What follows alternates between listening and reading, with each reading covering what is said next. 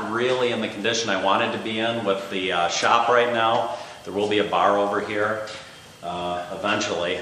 Got to have a place to store the beer bottles, and it is a warm day, and we had thunderstorms for most of the morning, and I really wanted to get an early start, but hey, I have to take it when I can get it. So the storms ended about a half an hour ago, and I have the strike water getting hot up on top, and it's nice and warm in here too. And I have 4 windows, so the windows are open, so running this really isn't an issue, and I have the door cracked open. I also have a big garage door behind me, so there's plenty of air in here, so there won't be any issue. So anyway, I have the grain milled. That was a pain because for some reason I couldn't get the rollers to turn on it to start with, so I struggled with it for about a half an hour. Went, looked at the manual, came back, played around with it, finally got it working. So we're really set to go. Once the strike water's ready, we'll mash in. This is going to be that High Life clone. I'm going to do it with a Kolsch yeast this time and see how it turns out. But otherwise, it's going to be the same formula. It's, I think, 2 pounds of corn, 6 pounds of 2-row, 2 pounds of 6-row. So anyway, be back when we're ready to strike. All right, hopefully you guys can see this. I know that the camera's maybe not quite high enough, but what I'm going to do now is just get the mash in the 2 grain and 6 grain, and I'm going to save the corn for last because that would have more of a tendency to do the dough balling. So let's move this in. It smells great, but then it always does.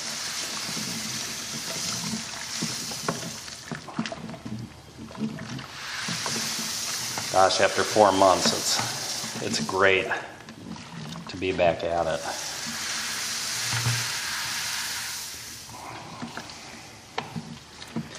And then once we have this all stirred up in here, we're going to be on a 75-minute wait while it extracts all the sugars from the grain. Okay, so that's it for the 2-row and the 6-row, and now I'll stick that corn in there and get this thing covered up. It's 1 pound of corn.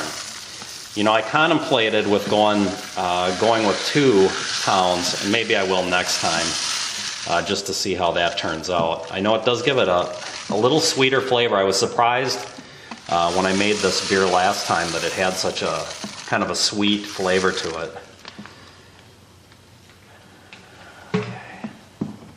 Almost ready.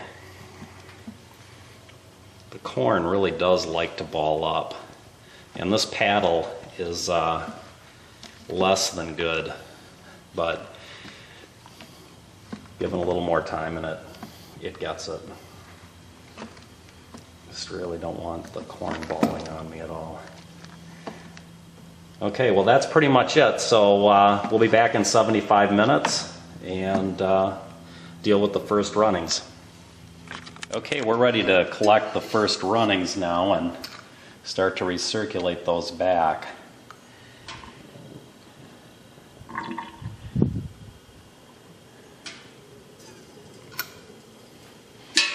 And as usual, there's a little bit of grain in there when it starts.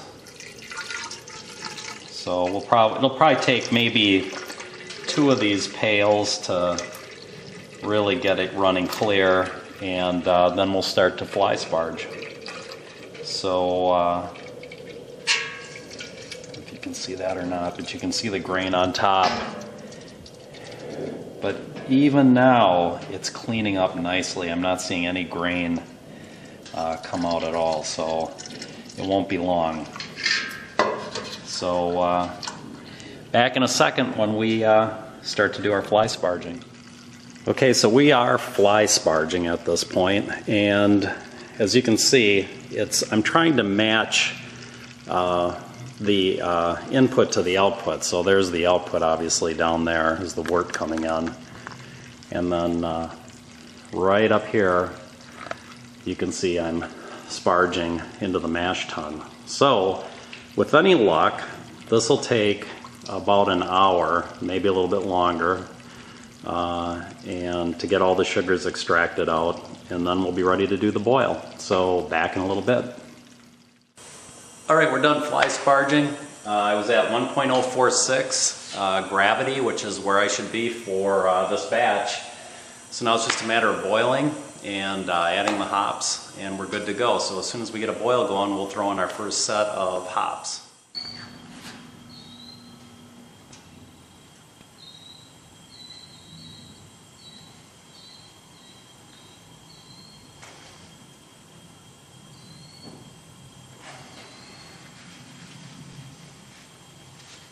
Minutes into the boil, we've got the wort chiller in. Now we'll put in our last set of hops, and 30 minutes from now we'll be cooling it down and dumping it into the fermentation pail.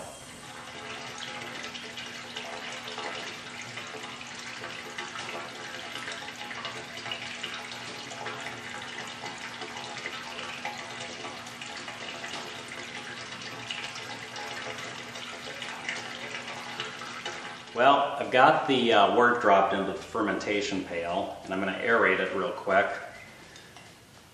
I still have enough strength to open it.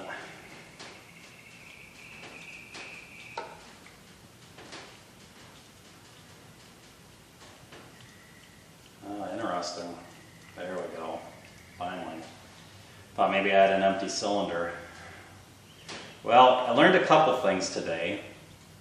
I'm going to have to add a little more water because I had quite a bit of boil off.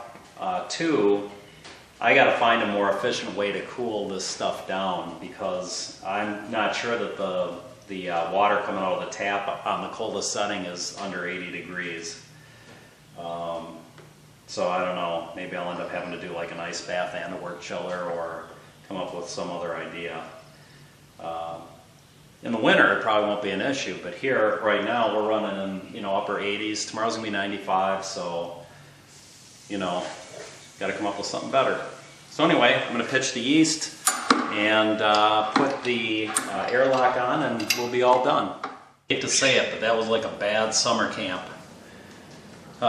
Just really hot out there. I think I probably lost about 10 pounds, which isn't a bad thing, but not really the way I wanted to lose it. So, anyway, I opened up the last bottle of Kelch that I made. Made it back in November. So that's probably pretty close to the last batch of beer I brewed before this one. And if this one turns out, I can make anything. Because I'll tell you what, it was just kind of a nightmare from the beginning to the end. But anyway, it's over with. And that being said, cheers, it's Texas.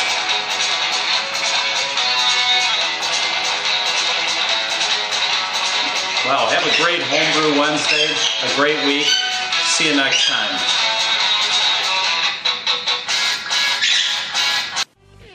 This has been a Matty Boy presentation. Say bye-bye, Matty. Bye-bye.